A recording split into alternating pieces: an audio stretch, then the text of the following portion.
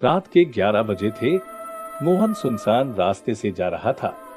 चारों ओर सन्नाटा छाया हुआ था। मोहन बहुत डर रहा था। दूर दूर तक सिर्फ अंधेरा ही अंधेरा था। मोहन को सही से रास्ता भी दिखाई नहीं दे रहा था, इसलिए उसने अपने मोबाइल की टॉर्च का इस्तेमाल किया। शायद आज उसकी किस्मत भी उसके साथ नहीं थी। आधे रास्ते में ही उसके मोबाइल की बैटरी खत्म हो गई और उसका मोबाइल स्विच ऑफ हो गया। मोहन के घर से पहले 2 मील की दूरी पर एक डरावना रास्ता पड़ता था, जिसे लोग हवेली के रास्ते के नाम से भी जानते थे। बड़े बुजुर्ग तो यहाँ तक कहते थे कि उस हवेली के रास्ते से रात को 11 बजे के बाद जो कोई भी गया है वह आज तक वापस लौट कर नहीं आया। मोहन घबराते हुए आगे बढ़ने लगा। वह अंदर ही अंदर डर रहा था, क्योंकि उसने बड़े बुजुर्ग से कई बार ये डरावने रास्ते के बारे में सुना था। उस वक्त उसको वो सारी बातें याद आ गई। थोड़ी देर चलने के बाद उसको कुत्तों के रोने की आवाज सुनाई दी। मोहन को कुछ भी समझ में नहीं आ रहा था कि अब वह क्या करे। वह डरते हुए आगे बढ़ने लगा। कुछ देर बाद मोहन अचानक रुक गया। उसकी धड़कनें तेज हो गई और वह बचाओ बचाओ पुकारने लगा।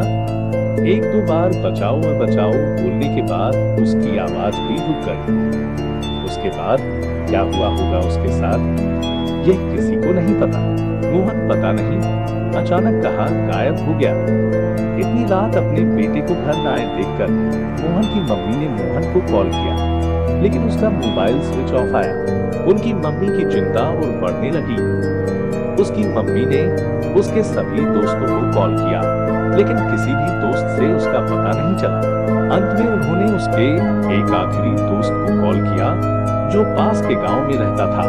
उसका नाम था विजय। विजय ने कॉल पर मोहन की मम्मी को बताया कि आंटी, मैं और मोहन शतरंज खेल रहे थे। फिर खेलते खेलते कब 10 बज गए हमें पता ही नहीं चला। फिर मैंने मोहन को कहा भी कि आज की रात वह मेरे घर पे रुक जाए, लेकिन उसने जिद किया। मुझे कहा कि मुझे घर जाके कॉलेज के लिए एक महत्वपूर्ण प्रोजेक्ट तैयार करना है। फिर वो यहाँ से 11 बजे निकल गया। बेटा, तुझे उसको रोक लेना चाहिए था। अभी तक वह घर वापस लौट कर नहीं आया। तुम्हें पता है, बीच में हवेली का वो डरवाना रास्ता आता है, जो कि बहुत ही खौफनाक है।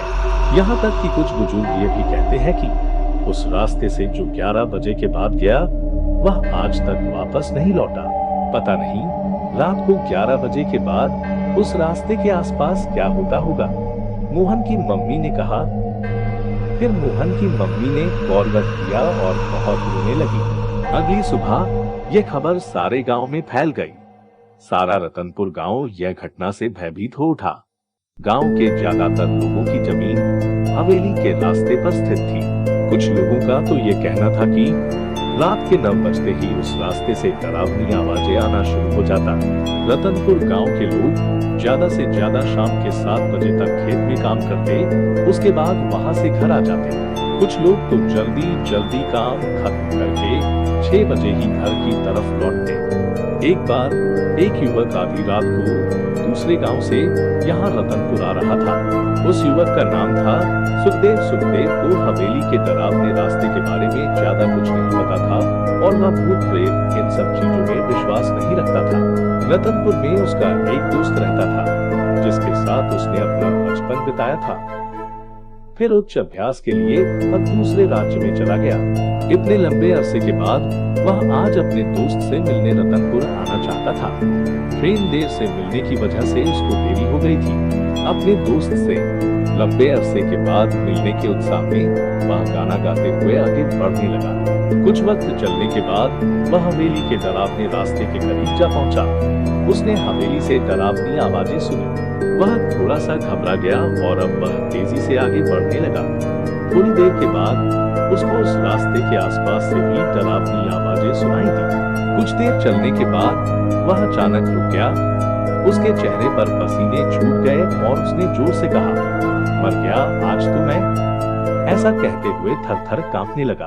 तो दोस्तों, कैसा लगा आपको मेरी डरावनी कहानी का चैप्टर 1? डरावने रास्ते में आखिर ऐसा क्या है जिससे लोग इतने डरते हैं? क्या रहस्य है उस रास्ते का? डर वाले रास्ते से लोग कहाँ गायब हो जाते हैं, उनका क्या होता होगा? ये आप सोचिए और कमेंट करके अपनी राय बताएं। मैं जल्द ही चैप्टर 2 के साथ लौटूंगा।